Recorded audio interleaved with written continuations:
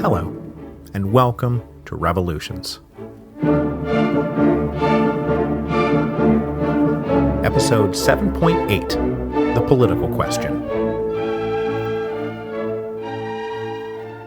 Welcome to the last of our groundwork-laying episodes, where we discuss the details of the political question hanging over Europe in the 1840s, a political question that would merge with the social question we talked about last week, and then suddenly explode in a furious eruption. Now, I will be taking next week off, and we'll tell you at the end of today's episode why I am taking next week off, but when we return in 2 weeks, we will open our hymnals to January of 1848 and begin the slow march through about 18 months of very convoluted revolutionary insanity. The biggest question of the whole post-Napoleonic age was, do you have a constitution? Now, we know that the French had been granted a charter of government in 1814, a benevolent grant from the restored King Louis XVIII, who gave his subjects a written compact that spelled out how the new government would work, while making it very clear that this all came down from God, not up from the people. A few other places in Central and Northern Europe had constitutions, the Kingdom of the Netherlands, the Kingdom of Bavaria, and the Duchy of Baden being a few examples, but most everyone else re-embraced absolutism in the reactionary age of Metternich. A source of major recurrent tension, then, was about the struggle for those without a constitution to get one. And we saw this during the episodes on Spanish-American independence, when the Spanish Constitution of 1812 became the basis of the Cadiz Mutiny of 1820, a revolutionary uprising that then migrated over to Italy and became the rallying cry of Italian revolutionaries across the peninsula, from Naples up to Turin. The Italian project only briefly got off the ground before being crushed by Austria, while the Spanish liberals lasted 3 years before being crushed by the French. Now, the July Revolution in France then kicked the issue off again, as the French altered their charter to say, oh no, sovereignty does in fact come up from the people. The Belgians then broke away from the Netherlands and forged a constitutional government a year later, and in the midst of all that, the rulers of Saxony panicked and issued their own constitution.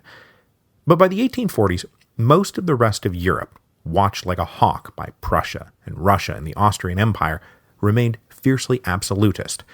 So the first big question is, do you have a constitution? And if not, do you want one?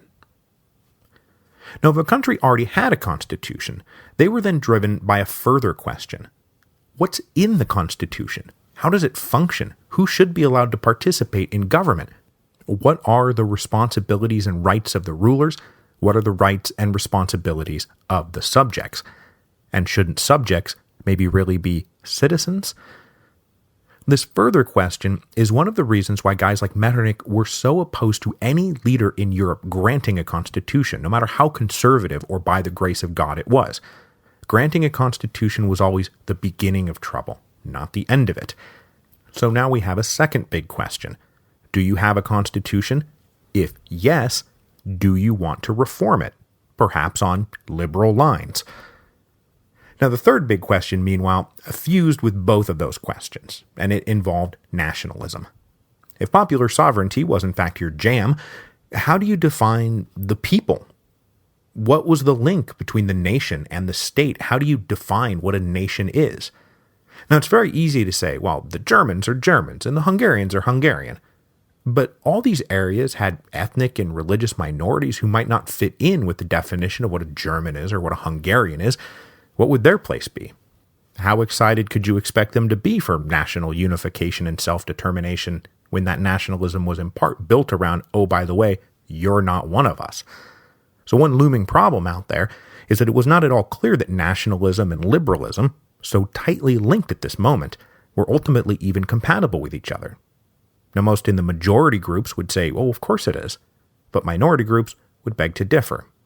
But at the moment, this tension was not yet fully apparent. So with these three big questions in mind, let's take a look at some of the specifics. Now, I imagine a lot of this will inevitably get lost in the coming whirlwind, but I'll at least be able to remind you of it to jog your memory from time to time. But we are now going to talk about some details in our 5 revolutionary zones. So, we left France in episode 7.2 with the rather hypocritical inauguration of the July column on the 10th anniversary of the Revolution of 1830. By then, most anyone with a sense of idealism now felt betrayed, let down, and disillusioned by the new regime.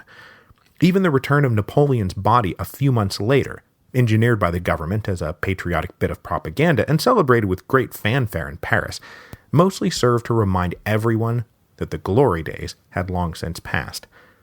Though it did hilariously trigger his nephew Louis-Napoleon's second disastrous coup attempt when he thought that the cheering for Napoleon meant that the people of France longed for Napoleon's heir. Landing in Boulogne with a few dozen supporters in August of 1840, Louis-Napoleon was quickly rounded up by the authorities and tossed in prison, where he would sit for the rest of his life and never bother anyone ever again, and certainly never fulfilling what he believed was his destiny, to become Emperor of France. What a nutball. Now, if you remember from episode 7.2, the political history of the July monarchy in the 1830s was one of constantly shuffling ministries, and defined mostly by petty acrimony, with small c conservative liberalism charting the course of the ship of state. The revised charter of government would be revised no further. Risks, both domestically and in foreign affairs, would be avoided at all costs, and liberty was now routinely obliged to bend a knee to order. This course was then firmly locked in place in October of 1848, when Adolphe Thiers' second stint as prime minister came to an abrupt end when he nearly triggered a pan-European war over the renegade Egyptian leader Muhammad Ali. Don't ask. Tossing aside Thiers, King Louis-Philippe elevated Marshal Soult to be prime minister again, but by everyone's internal agreement, the real power was now given to the new foreign minister, François Guizot. The conservative liberal par excellence, Guizot believed in a strong and orderly constitutional monarchy. Now on the inside looking out, rather than the outside looking in, Guizot turned his back on the idea that the king should reign but not rule, and argued that the royal throne could not be merely an empty chair. Now actively defending the prerogatives of Louis-Philippe in matters of state and his appointment of ministers, the king came to at least appreciate the work of Guizot, even if he didn't like him much personally. I mean, nobody really liked Guizot personally. Guizot's stubborn resistance to any further change or reform also endeared him to Louis-Philippe, who was now almost 70 and getting awfully stubborn in his old age. If the 1830s were marked by ministerial turnover, the 1840s were then marked by a remarkable continuity. Guizot would remain the de facto prime minister, and then actually the prime minister, all the way until February of 1848, until the revolutions of 1848. And in that time, he managed to achieve the perfect governing balance. He had the confidence of the king and stable majorities in the House of Deputies. And especially in the early 1840s, he got to take credit for a booming economy, as bountiful harvests combined with increasingly lucrative investments in railroads and factories and building projects. But we know where that's headed. The crop failures of 1845 and 1846 led to recession, unemployment, starvation, and misery. Hard hit in particular was Paris, where the working population was approaching something like 50% unemployment, or at the least, catastrophic underemployment.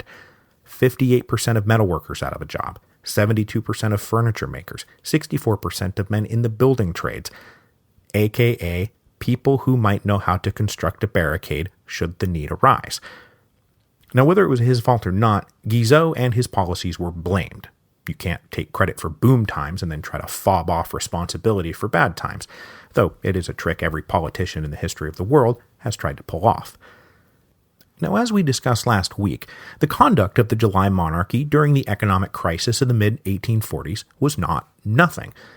For both humanitarian and political reasons, King Louis-Philippe pressed his government to do more to alleviate the suffering of the people. So they drained the state treasury trying to blunt the effects of the crisis.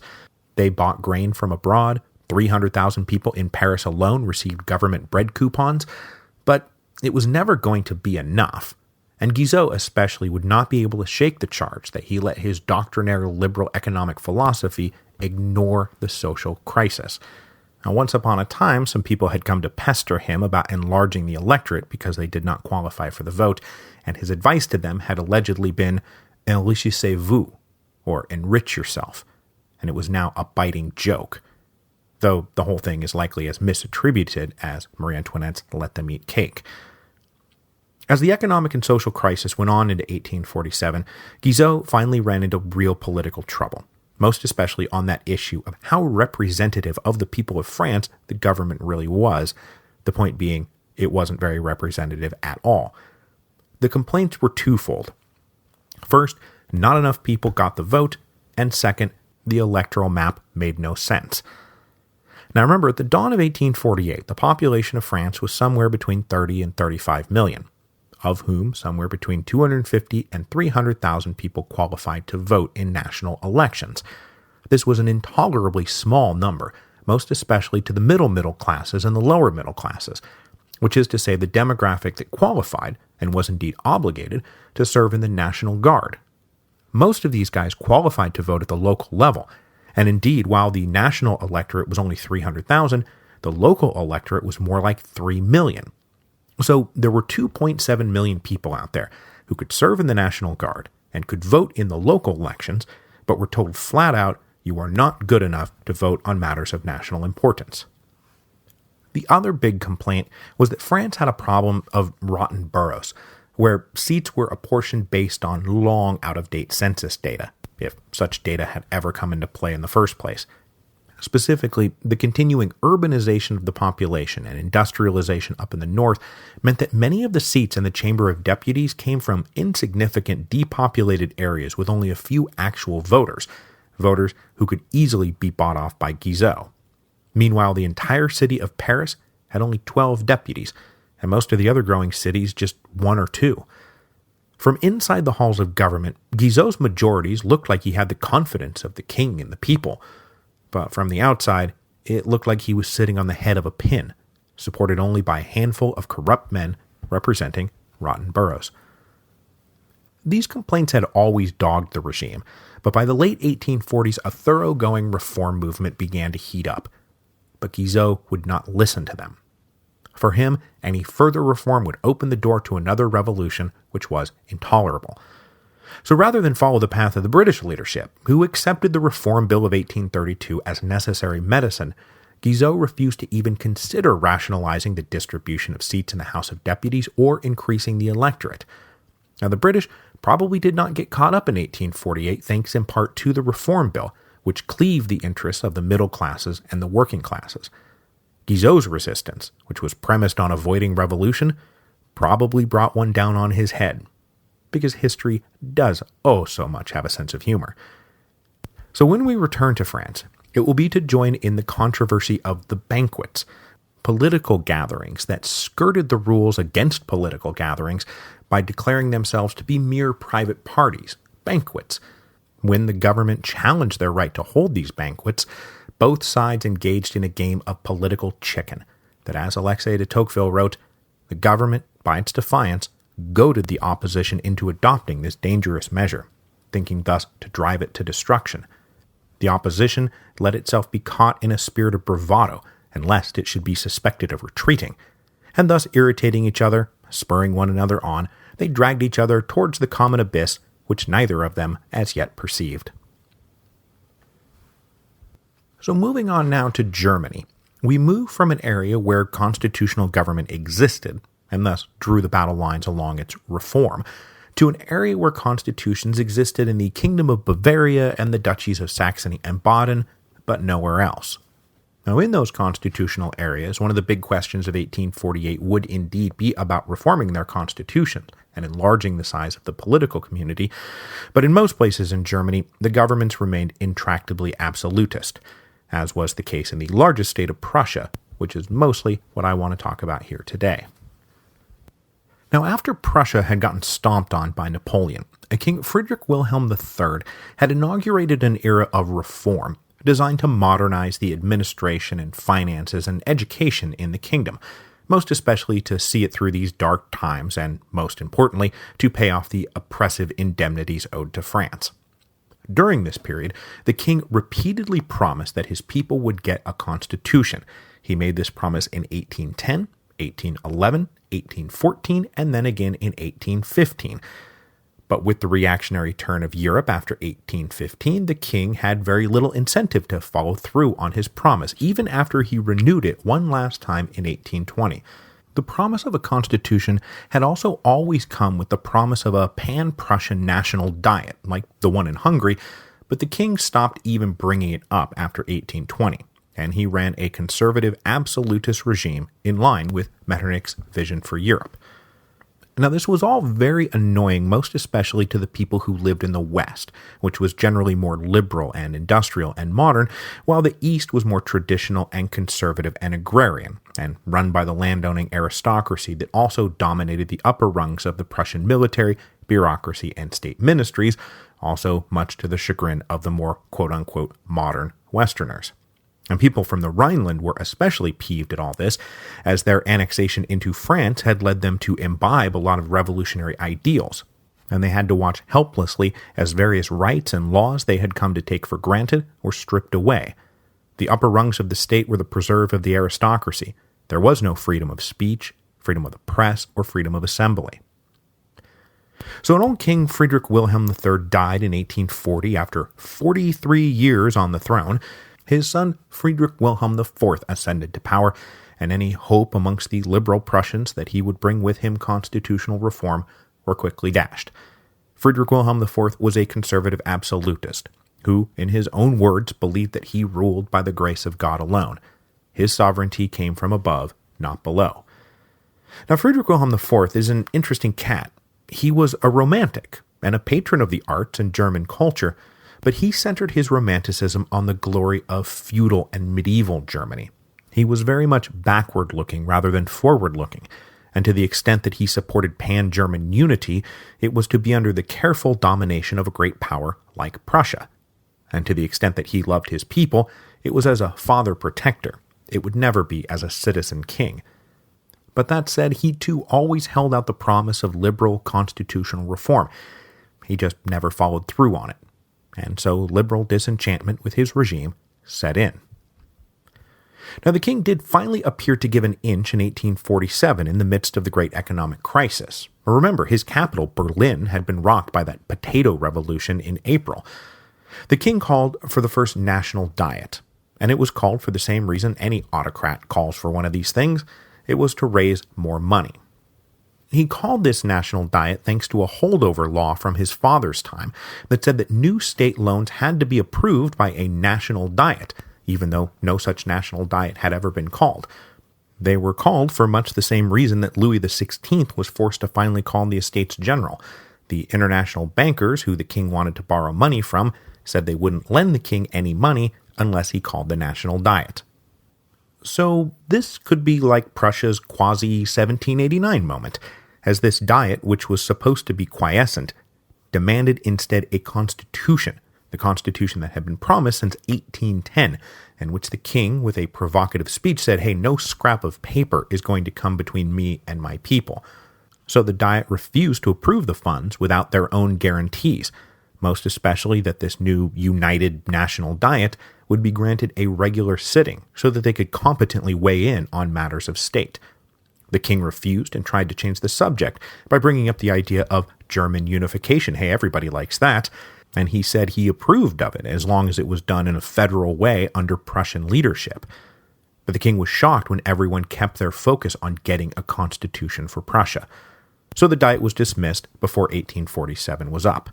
The king wanted to hear no more about it from his troublesome subjects, all this demands for a constitution. But clearly, the issue is not going to go away. Now, down in Austria, the imperial government was dealing with a whole host of problems. Many, both inside and outside the creaky government, believed the empire needed to reform to survive. The Austrian government in the 1840s was, to be blunt, wholly inadequate for the job they had to do. Now, things had been bad enough under Francis I, who, remember, was both a micromanager and someone who took forever to make a decision, which is a terrible combination. But when he died in 1835, things got even worse. His son Ferdinand I succeeded him, and Ferdinand was disabled, so instead a regency council was convened to do the real governing. It was called the Secret State Conference, and it was made up of the new emperor's uncle and brother, who were both pretty inert and unambitious, so real power was wielded by the two other members of the council. And that was Foreign Minister Metternich and Finance Minister, wish me luck, Franz Anton von Collorat-Liebsteinsky. The problem was that Metternich and Collorat were fierce rivals, and their contradictory aims led to a lot of gridlock and inaction on any front. So instead, it was just a lot of inertia. Fatal inertia. Now, Collorat is often described as a liberal, but it was more like he was not as conservative as Metternich, which, isn't really saying that much. Collorat did resist Metternich's insistence on maintaining large armies and his beloved police apparatus, but that was mostly on budgetary grounds.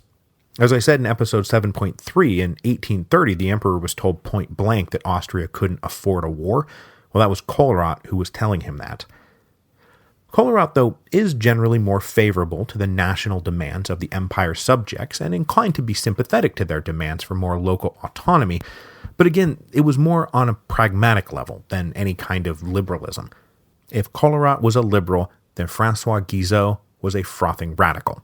It's all in the perspective of the thing. So inside Austria proper, a growing reform movement built up among Viennese intellectuals and liberal nobles and the rising bourgeois middle classes who started to question and challenge how the imperial apparatus was run. And the aim did seem mostly to be, look, our empire is going to collapse into a heap if we let things go on like this. It's either going to be state bankruptcy or mass national insurrection. Probably both. So in books and pamphlets, published anonymously in Germany and then smuggled back into Vienna, a lively, if still pretty small, debate started up about what was to be done. One early influential book that came out in 1842 called Austria and Its Future argued that the problem was the central bureaucracy. It would be one thing to have centralized absolutist rule under the Josephist enlightened ideal, but what Austria had at present was a bureaucracy that was as inept as it was arrogant, and as arrogant as they were irritating. The book advocated for power to be devolved to the local level, so that the local people could participate in and run their own local affairs. This was the only way to ensure responsible government. Responsible government is the only thing that would diffuse growing national hostility to Vienna. It also advocated for a strong imperial diet that would be composed of representatives from across the empire who would come to Vienna and be able to keep a close watch on the emperor and the taxes he levied and expenditures he approved. All of these arguments were gobbled up most especially by liberal nobles, because it was the nobility who would naturally dominate all those locally empowered governments, and their eyes widened at the possibilities. But other eyes narrowed at the suggestion of further empowering the nobility, and instead they argued the opposite. They said it was the entrenched landed nobility that was the problem, that they would never see any interest but their own, and would thus lead the empire to ruin. So the emperor had to look to his people for support, not to his lords. But mostly what they meant by that was educated people, men of merit who could do the job that wasn't getting done, because the job kept getting handed to incompetent aristocrats who couldn't do it. And this line of argument was gobbled up most especially by, of course, the rising middle professional classes, because it was them who stood to gain the most from this kind of new system. It would give them a level of political equality with the nobility, and the nobility had been the ones keeping them locked out of power for so long, so now it was their eyes that widened at the possibilities. But again, other eyes narrowed at the suggestion of the empowerment of the middle classes and said, right direction, but it does not go far enough. The strength of the empire lay in its total population, everyone, its workers, artisans, and peasants, the people who made up the vast majority of the empire's 40-odd million subjects. Government must be with the people and for the people. Writers advocated sweeping aside the old feudal estates and creating a truly national representative assembly that represented the people, especially the lower classes who were doing all the work and paying all the taxes. It couldn't last. Things couldn't go on like this, especially not in a multi-ethnic empire, where anger at Vienna was manifesting as the local motive of national pride, and that was national pride that was felt by all classes. Until the government of the empire recognized and embraced all its people, it was never going to survive. But one thing to keep in mind about all these Austrian reformers is that they were almost all reformers, not revolutionaries. Now, true, they had to confine their discussions to private clubs and pass around banned books by hand or word of mouth, but that wasn't because they wanted to overthrow the government. That was because Metternich was kind of paranoid, and as long as he was around, any hint of reform meant the specter of revolution. So getting back to our big question, they weren't even necessarily advocating for a constitution for Austria. They just wanted reform. But with Metternich around, there is no chance of that. So sliding over to Hungary, one of the national component parts of the Austrian Empire, the effects of this inept or at least obnoxiously centralized and disrespectful rule from Vienna had already opened up the reform period that began in the 1830s. And indeed, the activity of the Hungarians was one of the things that was driving the Austrian reformers to think about what they could do. And to talk about Hungarian politics during the reform period, I want to introduce now two really important figures, Count István Széchenyi and Lajos Kossuth. István Széchenyi was born in 1791, the son of an ancient and influential Hungarian noble family. The family was important enough that young István was born in Vienna and then split his childhood between the imperial capital and the family estates in Hungary. With the Napoleonic War soon raging, he joined the army in 1808 at the age of 17 and then served with distinction until the end of the war, earning plaudits for his bravery. Now, though he stayed in the army until 1826, with the wars over, Széchenyi was able to travel extensively through Western Europe, and what he saw both impressed and dismayed him. The economic, social, and political progress of the West was evident everywhere, and he could not escape the realization that his own Hungarian homeland was, in comparison, falling dangerously behind. So he wound down his travels in the early 1820s and then settled in Hungary, and became a relentless advocate for reform and modernization in every aspect of life. Széchenyi was a proponent of fostering and celebrating Hungarian culture, a trait he inherited from his father, who had founded the Hungarian National Museum back in his own day. So in 1825, Széchenyi famously donated a full year's income to found the Hungarian Academy of Sciences. His generosity inspired others to kick in, and they raised a further amount equal to his own donation. He also wrote books imploring his fellow nobles to abandon their feudal privileges, and most especially that one privilege that would always hold the kingdom back, the noble exemption from taxation. As long as the kingdom was forbidden from tapping the real wealth of the country, it would always be backward. And Széchenyi had practical plans for what needed to be done. He focused a lot of his attention on infrastructure improvements, roads, canals, navigation of the Danube to improve lines of trade and communication, which would be so important in a future that was already looming. His most famous campaign was for the building of the first permanent bridge linking the twin cities of Buda and Pest. Begun in 1840, the Great Chain Bridge was completed in 1849, and it became a symbol of modern Hungary. The bridge is in fact named for him. The point of all this was to give Hungary the means to pursue bold new achievements and earn with it the respect of Europe. But Széchenyi was never a firebrand nationalist. Hungary was itself a multi-ethnic state, so advocating for fierce pro-Magyar policies would only antagonize and alienate the minority groups. Széchenyi wanted to reform Hungary and reform its relationship with Vienna, but he always thought that this would unfold inside the empire. He was also emphatically not a revolutionary. He believed that everything took time, and that slowly and surely Hungary would improve its material, cultural, and spiritual condition. Anything more than that would simply invite disaster. But as construction began on the bridge across the Danube in 1840, Széchenyi, justly admired and famous, was about to be eclipsed by a younger and more fiery advocate for Hungary, Lajos Kossuth. Kossuth had been born in 1802 into a Lutheran family from the common Hungarian nobility. His father was a lawyer and a small estate owner. The family was also of mixed ethnic stock. Kossuth had Magyar, German, and Slovak ancestors, and he spoke all three languages. He got his first taste of politics after joining his father's law firm at the age of 19. He was put in charge of the estate of a magnate's widow and became the designated voting representative on her behalf in the National Diet.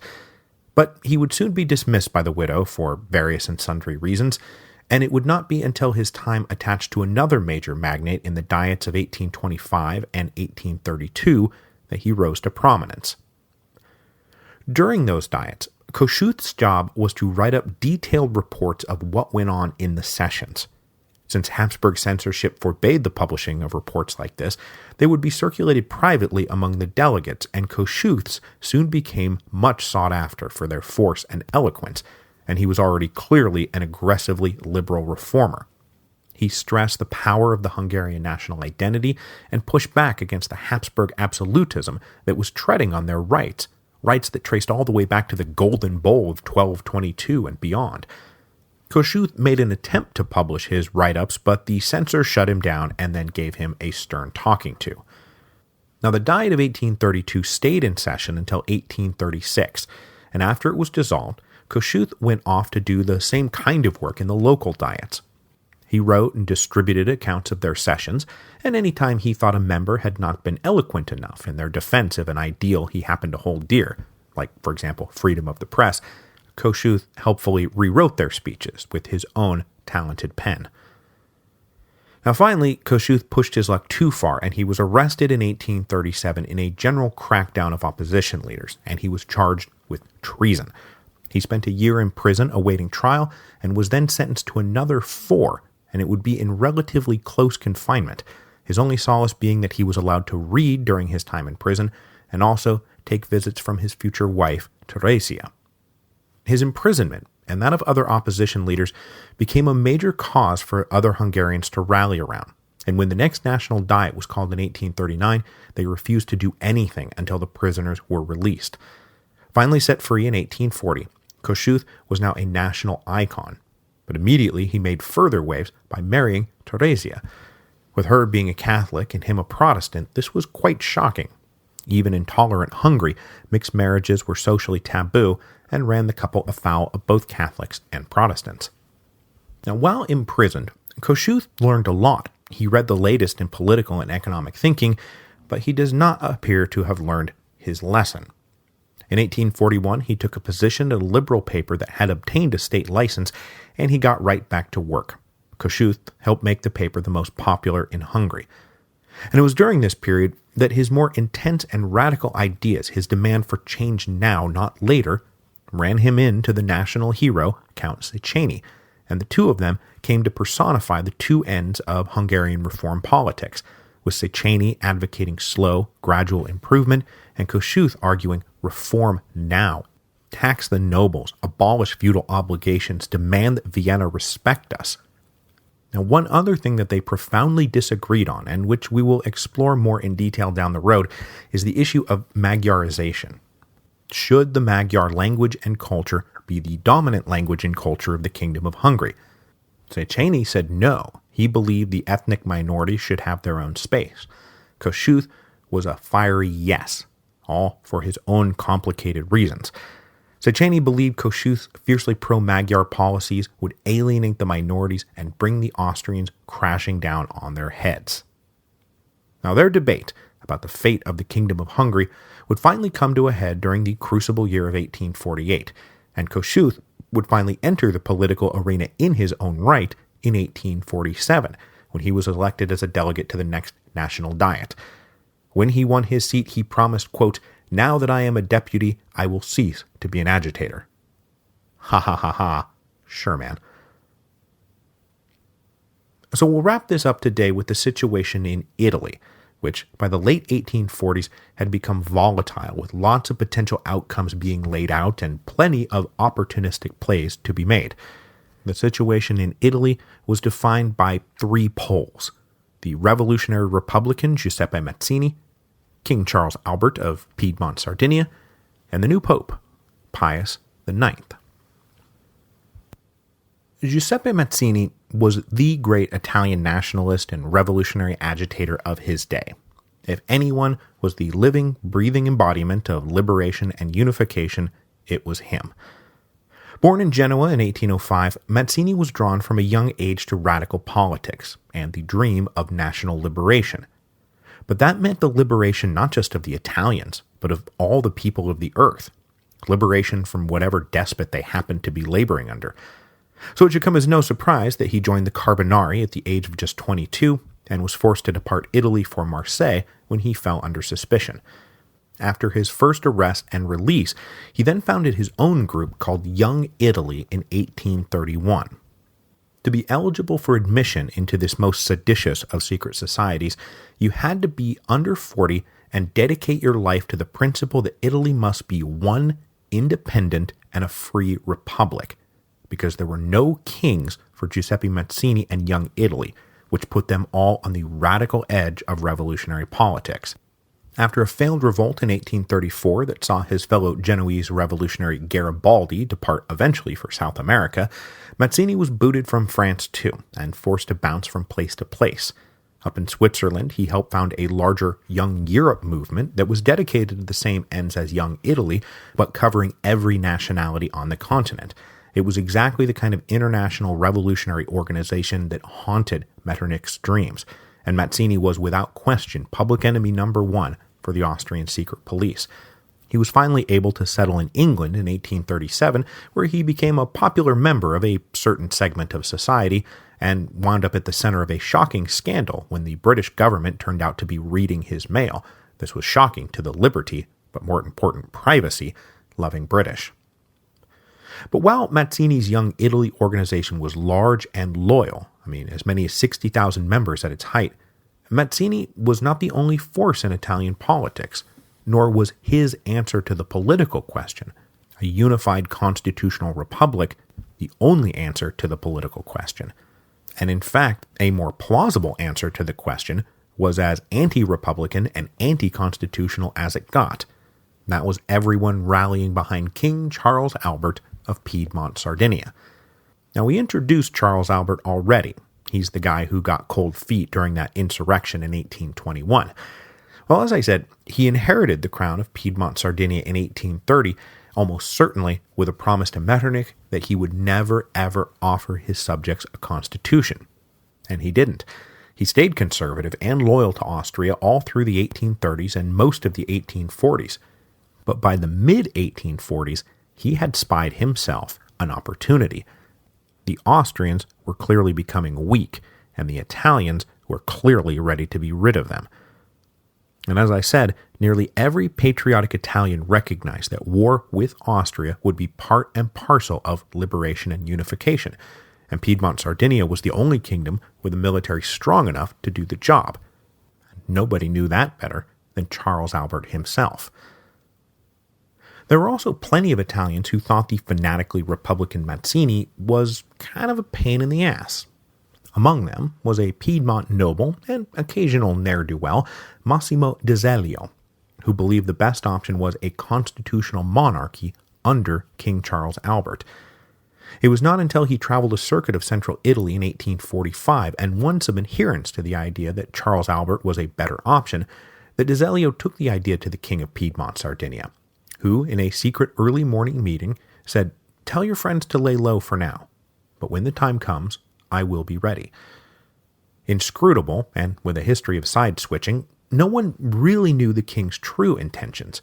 He was also extremely coy about whether or not he was going to deliver a constitution, which for most of the revolutionaries would be a necessary guarantee. Even d'Azeglio himself was not sure if he could really trust the king, but as he later said, "You can't trust a thief to reform himself, but what if you are asking him to help you plan a robbery?"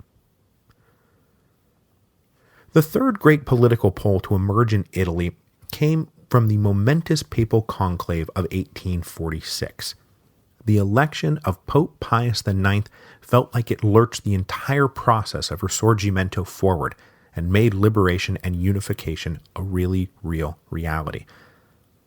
The future Pope Pius was born Giovanni Maria Mastai Ferretti, and he was ordained as a priest in 1819 under the patronage of the aging Pope Pius VII. He's the one who had served and suffered through the Napoleonic era. Mastai Ferretti's first important job, Revolution's tie-in alert, was that from 1823 to 1825, he went to the newly liberated Chile and Peru to arrange the status of the church in the newly independent South American countries. So he was showing up just as Bolívar was departing. This also made him the first pope to ever set foot in the Americas. Just thought I'd throw that out there. As an archbishop back in Italy in the late 1820s and early 1830s, he got a reputation as a generous friend of the poor and the downtrodden, and also as pretty lenient towards patriotic revolutionaries of the Carbonari variety. He always advocated clemency and amnesty. Was he secretly in favor of liberation and unification? So when Pope Gregory XVI died in 1846, after 15 years of being the furthest thing from a friend of revolutionaries, his conservative heir apparent and an openly liberal cardinal went head-to-head in the subsequent papal election.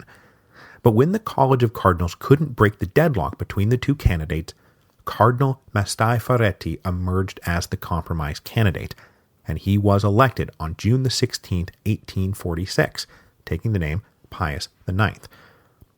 For the next 20 months or so, he was easily the most popular man in Italy. He released a bunch of political prisoners and instituted reforms to improve the administration of the papal states, going so far as to call a new council of state that would be made up of competent administrators. Pius was now being identified as a man of great revolutionary promise by other revolutionaries in Italy.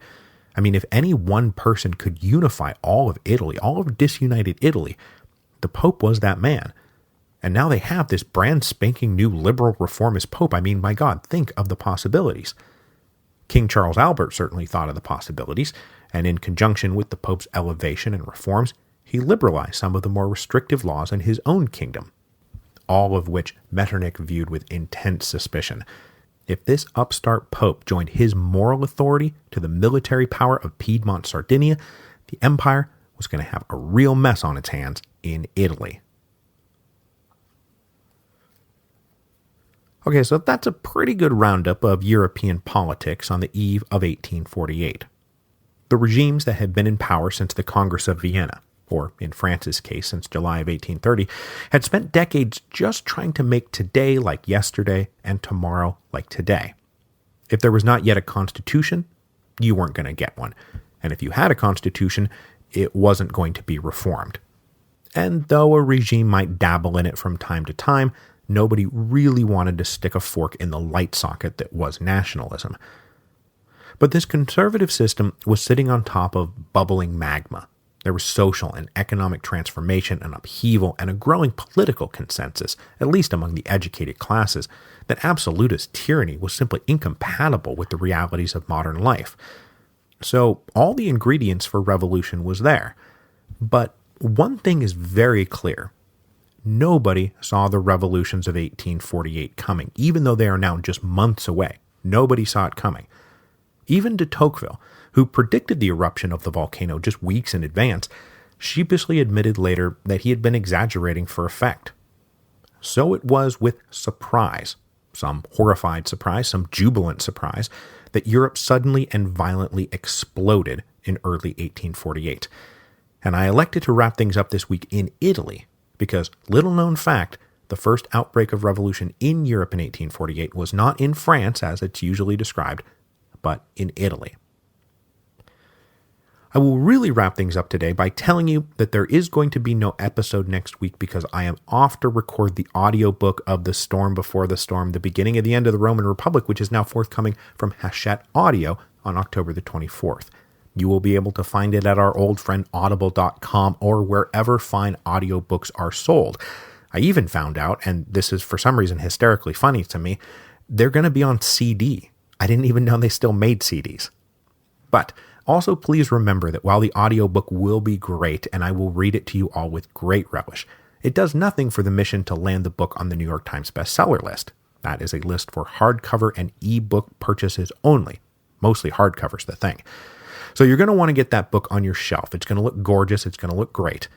And if you're still on the fence about pre-ordering the book, please know that anyone who pre-orders the book or who has already pre-ordered the book is going to qualify for some fancy bonus prizes that I'll tell you about when I get back in 2 weeks.